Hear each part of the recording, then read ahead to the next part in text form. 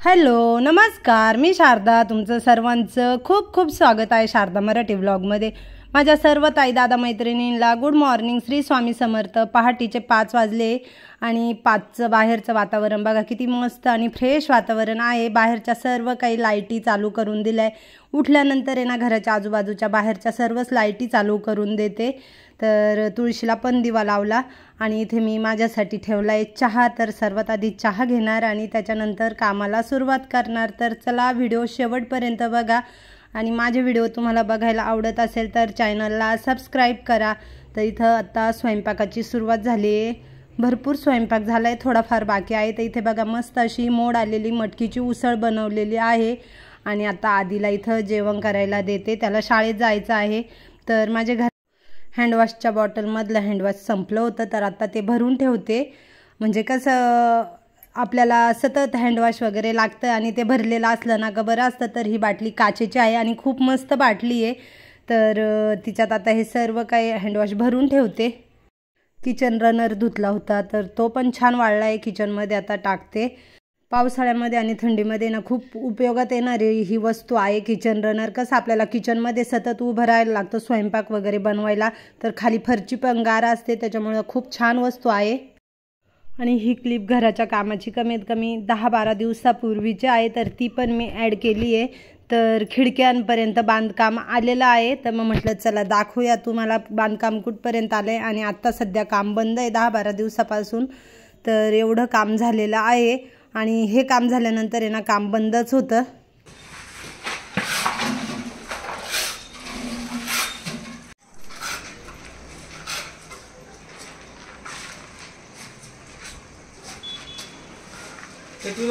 काका या खिडक्या कितीच्या ठेवल्या? किती बाय किती आहे?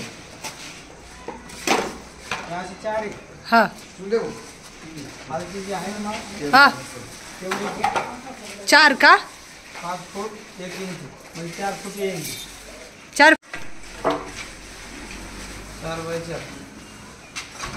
तुम्हाला अजून कशी आड वाढवायची जर असेल तर वाढू शकतो आपण. वाढवू शकता. असं हाईटला हो तेवढे करून माझं हाईटला जर वाढलं ना हां म्हणजे खालचं आउटरचं आणि वरचं मॅच होणार थोडंसं त्या साईजपेक्षा थोडीशी मोठी. बाटल्यांमधलं तेल संपलं होतं तर इथं सर्व बाटल्या आता तेलाच्या भरून ठेवते. आणि ह्या बाटल्या पण काचेच्या आहेत, ऑनलाईन मागवलेल्या आहे. खूप छान बाटल्या आहेत. तर इथं सर्व बाटल्या तेलाच्या भरल्या. आता इथं माझ्या घरी आले वासुदेव आणि आमच्याच गावामधले वासुदेव आहेत. रामकृष्ण.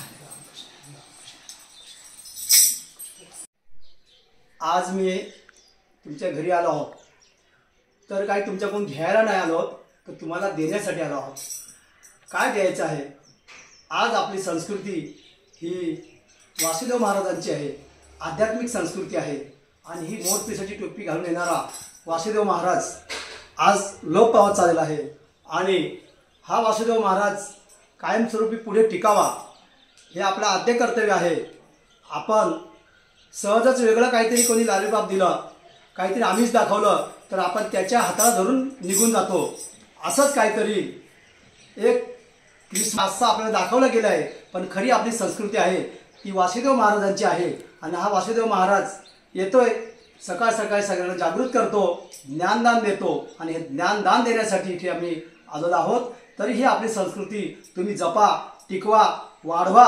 ही जबाबदारी सर्वस्वी तुमची आहे बाळगोपाळांनो. आणि ह्या वासुदेव बाबाला ओळखून आपल्याला ही भारत मातेची ही संस्कृती जतन करणं हे तुमचं आद्य कर्तव्य आहे. रामकृष्ण. रात्रीच्या 8 वाजले. माझे किचनवरचे सर्व कामं आवरले, स्वयंपाक झाला, जेवण झाले, किचन वगैरे स्वच्छ पुसून धुवून क्लीन केलेलं आहे.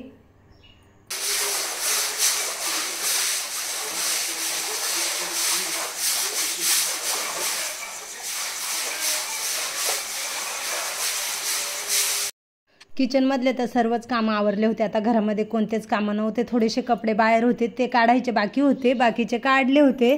तर मग म्हटलं आता काय काम करावं. तर घराच्या आजूबाजूचं आहे ना खूप खराब झालं होतं. घराच्या कामामुळे आहे ना खूपच खराब होतं.